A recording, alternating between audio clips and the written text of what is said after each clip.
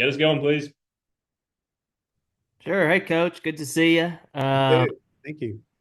I'll start off just kind of how's the health of the team right now as y'all are about to start up practice. Real good. Really the only issue we have right now is with Gabe Frazier, who, had a little arm trouble in the fall and still working through that. But other than that, so far, everybody's in good shape. I want to ask specifically about Aiden Jimenez, your transfer from Oregon State. Kind of how is he progressing in his recovery, and what kind of role do you envision for him on this year's staff? Well, he's doing great so far. Incredibly hard worker, very strong, big kid. If we can get him back to where he was when he was at Oregon State, we'll have a jewel, so to speak. His role right now would be, uh, I guess it would be wide open. He was a starter there. He could be probably a middle reliever for us to start out just to see what he can do. But he was someone that we were hoping that we could get him maybe middle of the season. But it looks like he might be ready more towards the beginning of the season to help us. He's way ahead of schedule for the surgery he had. And one more before I turn it back. Speaking of roles, kind of where do you stand on like terms of like setting your starting rotation? How many spots maybe are solidified? How many are open? Kind of where does that stand? I mean, we're going to let them prove it to us a little more. We saw a lot of good things in the fall and then off season. I think just because we've been around Gage Gackle so much, had him here, we feel like that he will definitely be a starter. With Root, looks like a starter.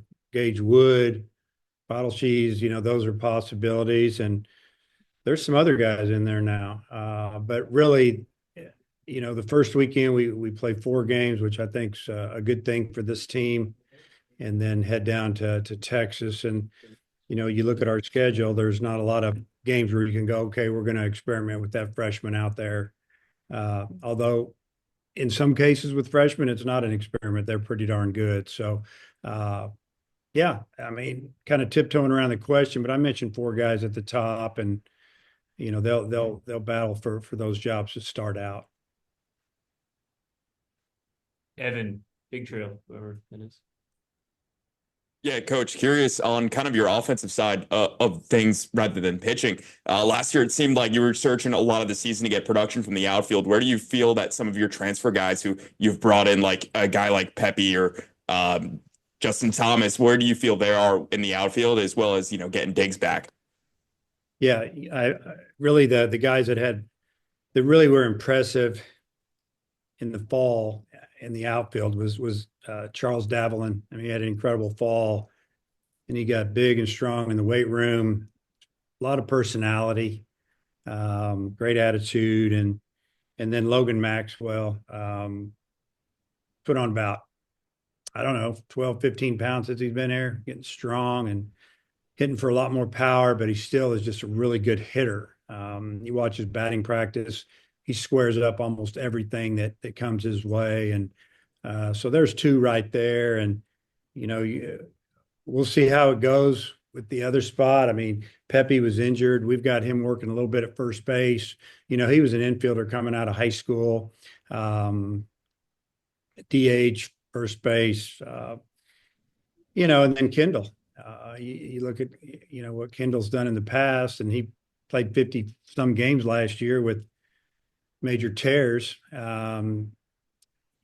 He's swinging the bat. He's going to hit live pitching tomorrow. And when I say live pitching, against not just batting practice, we're talking live pitching. So we'll see how that goes. But he's a little bit behind, but he'll get there. And so there's some good options. And then you mentioned Justin Thomas, who's outstanding defender, really good base runner, good arm, and he brings some power to the lineup too. But he can also steal bases, as most of these guys can. So there's going to be a battle there, and we'll be able to match up a little bit, and maybe go game to game early, and then figure out and try to get a starting lineup, hopefully by conference. Yeah, and Coach kind of mentioned Davalin a little bit, and I'm curious, maybe personality-wise, the rest of the team, and you haven't had the first practice yet, but I'm sure you've been around the guys a lot. Where do you see kind of some differences in personality this year versus some previous years? A lot different personality than last year's team. This year's team just seems really confident and a little more vocal. So far, so good. We feel like they get along real well. That's the feedback I've gotten from returners, and then the new guys just seem to really like it here and like what's going on.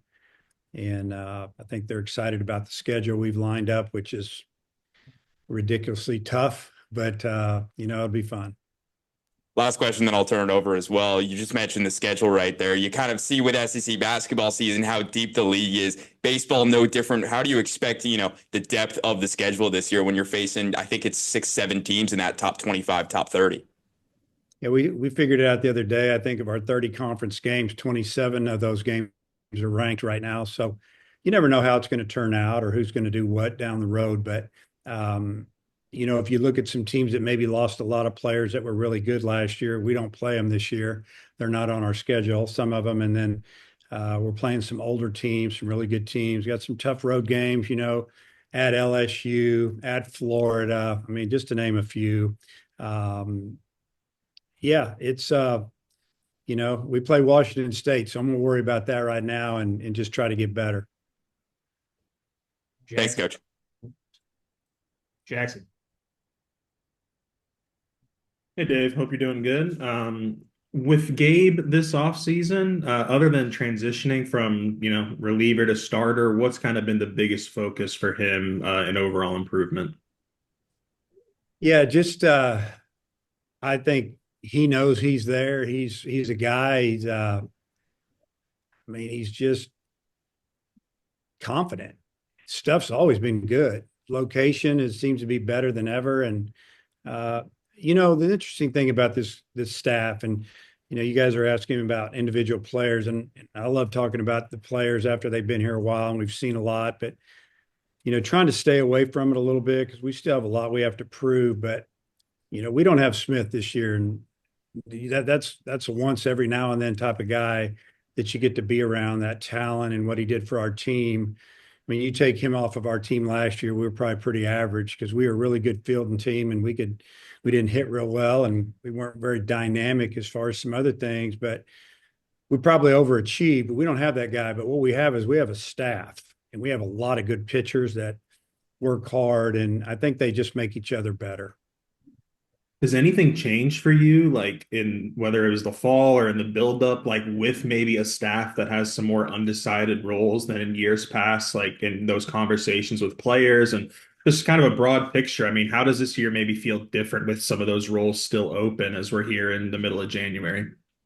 Well, I think the competition just continues to get better, and we get closer to the season and guys just really want to get on the mound. I just see them pushing each other. But at the same time, I see a lot of camaraderie. Guys are pulling for each other. Like I said, this team's more verbal. It was fun watching their strength and conditioning workouts, especially towards the end of, the semester when there was some competition, and we really started putting the position players and the pitchers together working out, because a lot of times they're separated and it separates your team. Then you got to try to get it together when you get here in January. We tried to work on that the second half of fall, and I think it really, really helped us. I think it advanced us a little bit. You see all that's going on all over the country. You got teams that are super talented in other sports. It's semi-professional now, call it what it is. And so I feel like our job as coaches is to find a way to develop these guys, physically, but mentally, we've got to find a way to get them to bond and care about each other and care about the University of Arkansas and the fans and not just in and out of here. And, I don't feel that way with this team. As far as I feel this team they're on a mission. I mean, there's been some things go down the last couple of years at the end of the season that have been hard to swallow. And honestly, behind closed doors, the coaches, we knew that we maybe weren't quite as good as we were ranked or whatever, but we were just finding ways to win, and credit to the players for that. This team wants to make sure that we get to the end. You mentioned Kendall taking live BP. Does that mean like right now, as this day, kind of fully healthy and just kind of has to get back into a rhythm, or is there still maybe a little bit of time for him, to a official return to health? Yeah, well, he's 100% cleared to do everything now.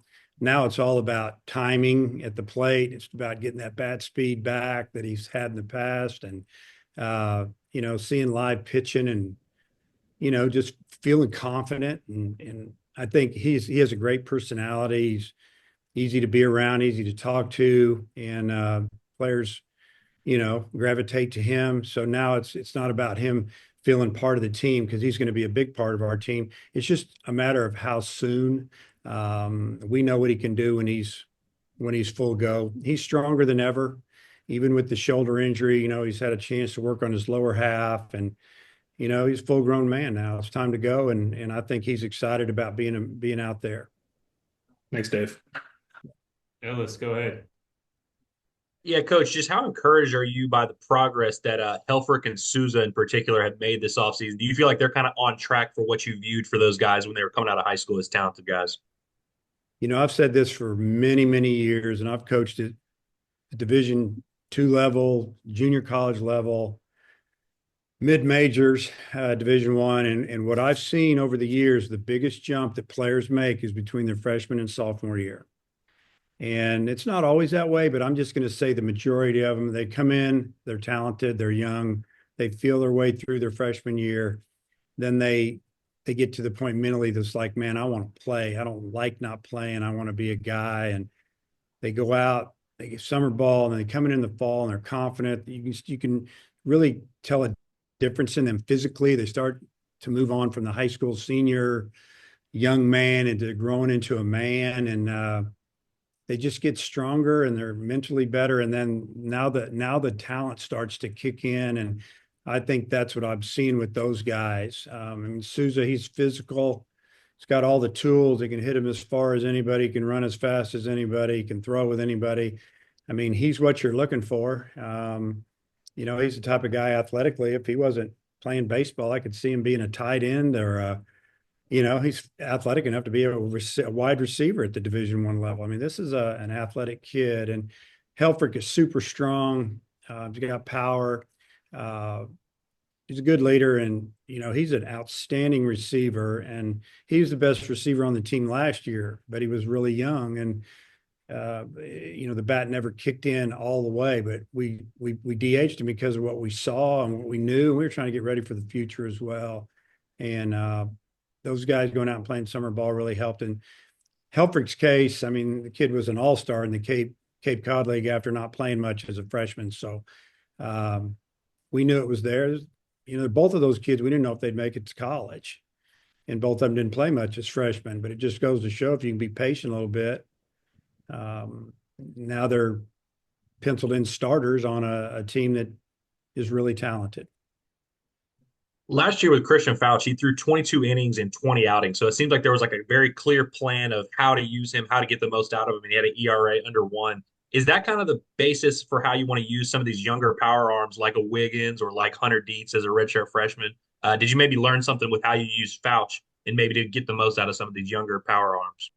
I think to start, that would be the way we're looking at it, so to speak. And, in Hunter Dietz's case, I mean, this is a guy that his freshman fall here he might have been, our best guy. And Smith didn't pitch a whole lot that last fall, but, we didn't hit him at all. And then you could see it going downhill, realized he had the injury that he had in high school, and then tried to rehab it, as you guys know. And then because they didn't want to do anything. And then, finally in the spring didn't go right. And if he can get back to where he was walking in the door here as a true freshman in the fall of 23, he'll be one of our best pitchers.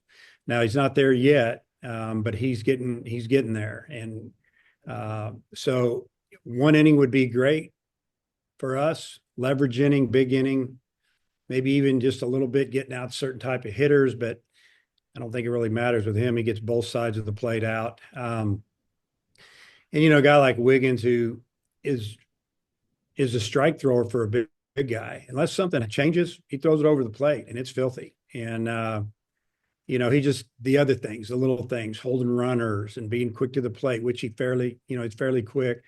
Just that guys can't take advantage of little things, when there's a 1-run game late in the game. The stuff is there, and I mean he can blow you up pretty good. And he's a little older. He will actually be draft eligible after his sophomore year if nothing changes with the draft dates. But we think that he's going to help us a lot. And this year, probably out of the pen, probably a starter in the future. And hey, who's to say? He get built up, he's pitching good. We'll do what we have to do. Christina, go ahead. Yeah, Coach, I wanted to ask you about a couple of specific positions. Just how's the competition at first base shaping up? And then what are you thinking at designated hitter? Did you say first base? Yes. Okay. Yeah, that's a tryout camp over there right now. If you come to our practices, it's almost comical. I feel like I'm at a summer tryout camp. We got 5 guys working out over there that also play other positions. I could throw a couple more over there. We want to get a hitter over there, but honestly, you've got to be able to field and catch pickoffs and know the bunt coverages. And, you can't just stick somebody up first base because he's a good hitter. I mean, that position touches the ball as, second behind the catcher and the pitcher, for the most part. So they got to play defense. And so I guess to not answer your question, we're not sure yet, honestly. At the DH spot, I mean, there's some good ones there that, if Pepe's not starting, he could DH. Kahio Loya can DH, got superpower. I mean, all the technology that we have, he hits the ball harder than anybody we have very consistently, every swing. And we're talking batting practice and that type of stuff. And, you could go left-handed over there as well. And we've got some of those guys. So, again, a little deeper offensive, roster for me to kind of select hitters or maybe even pinch hit or platoon until we get it figured out. And, I always tell the players this, I may write the lineup, but you guys make it. And we try to figure out how to put you in the right order and just go prove it to us. Show us what we need to do. And then I know Vahiva had a really big summer on the Cape and changed some stuff with his stance and his swing. Just what are your expectations for him now in his second year, now that he's got that year of experience behind him? Well, he had some days for us last year where we just kind of went, wow, hitting balls in the opposite field into the building on the line. And it's hard to do that. Pulling balls 470 feet. And defensively had an incredible year for us. He played every inning of every game, basically because we didn't have another shortstop that was a true shortstop due to, the draft taking 3 high school freshmen for about $9 million, I think, between those 3 high school seniors that we thought were going to come. We thought we'd get one of them, and he handled it. And he played through some pain that really nobody knew about, or, probably was tired, and we just couldn't really give him a break. And defensively, he's even better. You never know how the numbers are going to go, fielding percentage, but he is better. And on the offensive side, he's just really grown up. He's not trying to hit the ball 450 feet every swing, laying off a lot more pitches. And some of that is due to the stance and the dropping the hands and closing it up, and just really focusing on going through the middle. When you're a good hitter, you just see what you see and you let it go, and you pull balls, you go the other way. And I think he's going to have a great year. I don't feel like he's going to feel like, I think he drove in maybe 60, 70 runs last year. He's going to have every opportunity to do that again and more with the people they're going to have hitting around him and in front of him. And it'll take a little pressure off of him because we have a better offensive team. I mean, I know we do. And you never know when it's going to come out. I hope it's from day one, but I think he's going to have a great year. Dudley, go ahead. I've always loved third base, including naming my son after Brooks Robinson, but it looks like you've got one that could be a potential superstar there. Yeah, Iredale is, I call him the silent assassin. He doesn't say a whole lot, but he'll get after you in the game. And, you guys might have been out to a few of our fall scrimmages, but then when we played outside competition, he got his hits that Friday night, 4 or 5 of them. And but he didn't kill the ball. But we've seen him hit balls off the scoreboard, opposite field, pull balls out of the park. He's a big guy that can run. He can steal base, kind of sneaky there. And I think the players love him because, like I said, he doesn't say a whole lot, smiling all the time. And yeah, he's got a chance to be really good. Now, the question always is, and probably for the scouts and everybody else, is, okay, you're going from junior college to Division I, but he did a good job in the fall. It's not like we saw a guy that couldn't hit a slider or couldn't recognize a changeup. He's got some awareness to him, and he's coachable. And yeah, we feel like that he could have a really big year for us. And again, he's on a team where he doesn't have to do it all for us. He can just be one of the guys. Also, you had to get that roster down, obviously, to what you needed. Talk to me a little bit about what that was like, and do you feel good about what you have left here on campus? Yeah, it's always tough. The issue is, and your numbers get up there a little bit, and we had probably about the average in the SEC, talking to some of the other coaches that had in the 50s, some of them upper 40s, 50, 52, 55 players in the fall. You sign a lot of kids, then you lose kids. And then there's some that you get in the portal to cover yourself, thinking you're not going to get them anyway. They're going to get drafted or they're going to sign a free agent contract.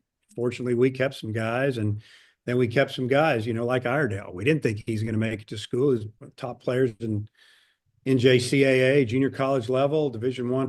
And, he decided he didn't get offered enough money or asked for too much money. And now he's going to come prove it here. But we had a lot of those go our way this year. All right. And it's interesting. So, yeah, getting it down is tough because you got some kids in your program that you'd like to have in there, mostly on the pitcher side that you could redshirt, but we have a deep staff. And, they weren't going to get to pitch. And there were some good conversations, but some guys knew that they had a good fall. Say a kid was in his second year here, we redshirted the year before, or even some true freshmen that come in and didn't do real well. There's always kids that have little issues, arm problem, this or that. And, some kids went out to junior college, and we even had a couple of kids go to some Division II schools out of here. So, or NAI type schools. So good for them. They just want to play baseball. And those kids were going to be juniors or maybe a senior. And I think bottom line, if the kid's not going to get to play here, we don't see with the new rules coming in next year with the smaller roster, we had to take that into consideration. How are they going to make it? If they're not going to make it this year, they're going to make it next year. And then you got kids coming in. There's a lot of juggling there. But I just want the kids to play ball and feel good about it. When they're done playing, they feel like that, they gave it their best shot. Appreciate it. Yeah. Phil, go ahead. Morning, Dave. When you were describing your outfielders, you said that you think like all of them can probably steal a base. And I remember, going into the offseason, you spoke in terms of player procurement and your batters as trying to get faster, trying to be more athletic. Do you feel like this is one of your faster teams in terms of position players in the last few years? Oh yeah, it's a lot quicker than the past. Even the guys that, when you think about our catcher, he can steal a base. He's a really good runner. And, you could have a first baseman that can run a little bit, and all of our infielders run good. Outfielders run pretty good. And, if you're not paying attention or you're too slow to the plate, we'll be able to take advantage of it without worrying about running ourselves out of an inning. Now we're going to get thrown out, but we're also, going to go ahead and move around the bases a little more than we have in the past. And we'll see how it all evolves. But the thing is, you have to work on it. And we did. We work on it a lot. And I think we should be a good base running team just because of the effort that we're putting in and the buy-in from the players. And they want to do a good job running the base. They want to be able to steal a base when they can. And we needed a more well-rounded offense that can threaten you in different ways. And we're doing that through bunting for hits. And, the wind's not going to blow out at 20 miles an hour and every day. And you have to be able to do what you do when you're facing a pitcher that's pretty stingy. He's hard to hit. When you get somebody on, you got to find a way to get them in and win some of those low scoring games. In terms of talking of players jump from a first year to a second year, freshman year to a sophomore year, um, a lot of times we're talking about the physical aspects of it. You're talking about the mental aspects of it as well. But if I think of Ryder Helfrich and, just how well he caught for the most part last year and called a game as a freshman, um, you got a great looking pitching staff, but how much of that success also isn't necessarily dependent upon, but can, grow because Ryder's going to be a catcher for a second year in college now. Yeah, that's the mental part of development is huge. And you're talking about the catcher position, the way our philosophy here, and I'll do a little recruiting while I'm talking. We let our catchers call the game, and we're going to help them, and they can look at us, and we can suggest something. But for the most part, when they get here and they walk in the door, not only are they catching guys and learning them, they're in a kind of a classroom setting in our building with our catching coach and our pitching coach, and they're discussing things and meetings all the time, and we're getting them ready to be able to call pitches. We watch them in the fall. We let them call pitches, and if we're thinking a certain pitch in a scrimmage and they call another one and it gets hit pretty good or whatever, we're not going to get on them about it. But when the inning's over, we're going to say, why did you call that pitch? Tell us what your thought process was there. And then we would say, okay, this is what we were thinking and this is why. And we're just trying to help them and develop them and get them ready for the next step in professional baseball, because there's nobody calling pitches for them in the minor leagues or in the big leagues. And we're probably one of the few schools at this level that trust our catchers that much. And we have a really good track record with our catchers, and our catchers getting better here. And, it started probably all the way with Brady Toops and Brian Walker and James McCann, and I could go on and on and on. And, Helfrich's no different, and he may be more talented catching wise at this young age than any of them. Thanks, Dave. Yep. Kevin, go ahead. Thanks. Good morning, Coach. A couple of things. Is this probably the most balanced pitching staff as far as lefties and righties? You've got brought in a couple of good left-handed starters, guys from last year, Fisher, Dietz, really balanced righty-lefty than you've had in the past. Yeah, and then they bring in a freshman Gibbler, and there's a couple others that can help us.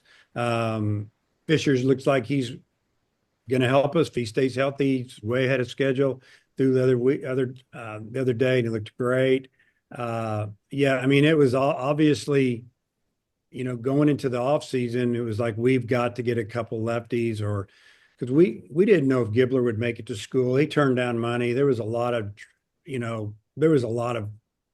pro teams that loved him, and maybe didn't have his greatest high school senior year, or when they saw him, who knows? It might have been cold up there in Kansas City, whatever. But bottom line, we got him. He's really good, and we knew that we needed to level this thing out a little bit. And yeah, I mean, the thing about the transfer portal and this situation that we're in, it gives us an opportunity to fill in because of all the draft issues we've had, or we're losing these guys, or injuries. Yeah, you become a GM a little bit more, and it's a short window to get it done. And honestly, when Cheese committed to us, we'd already had Zach Root in as well on a visit. We thought, well, we won't get Root now because he could have gone anywhere. I mean, there's no way we're getting him. He's going to see it, but he didn't care. He loved it here. He loved what he heard. He loved, the pitch, the way we handle our pitchers, and Coach Hobbs, the way he coaches, and he could see himself getting better here on a good team, playing in the SEC. And yeah, there was a lot of SEC teams that wanted him, like every one of them. But I appreciate him coming here, because we had already gotten that big name lefty out of the portal, so to speak. And then getting Gibbler to come in, and we're going, okay, we get Dietz back, we get Fisher back, we're going to have some lefties. I mean, if the team is struggling as lefties, then we're going to we're going to shoot them at them and see what they can do. So it's a great option to have. And yeah, to answer your question, one of the most balanced pitching staff, if not the most balanced that I've ever had. And that's a good thing. Second thing was you did a lot of situational hitting, situational pitching in the fall during your scrimmages. Is that the plan for the preseason? Yeah, and this team has power, and we can hit it over your head, but we also have really worked on other things. Maybe gone back to more of my early years of the way we did things because we didn't have as much power. But I mean, Coach Thompson and I, Coach Warnes, we sat down after the season and we talked about a lot of things, and we're all on the same page. And you think about our team since Nate got here, they've been powerful and they've been good. And the last couple of years we're not so good. And so we knew we had to make some adjustments, and a lot of it has to do with the personnel you have, and the personnel we have now fits more what we want to do here day in and day out.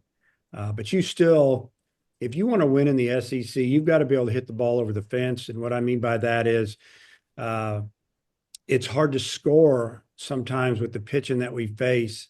So if you get a walk and you can hit a home run off a Friday night starter, that's a good thing, because a lot of these guys are pitching in the big leagues, and they're going to be big league all-stars coming out of this league and Power 5 teams or anywhere. And you've got to be able to score quick, or when a mistake's made. It's hard to get 3 hits in an inning, at this level, and especially in league play. The big innings come with a single and a walk or an error, and then somebody pops one in the gap or out of the park. That's how you separate yourself. But we wanted to make sure that we could do a little bit of everything, and hopefully that happens. Thanks, Coach. Yeah. Coming back around, Hutch. I'm good. I won't keep you any longer, Coach. Evan, you got anything? Yeah, Coach. Any idea on captains yet, or is that still TBD? Well, I feel like we have a lot of captains. I don't even know if we'll have captains. I'll let you know how that goes later. Cool. I'm good. Thanks, Coach. Coach, appreciate your time as always. Thank you, guys.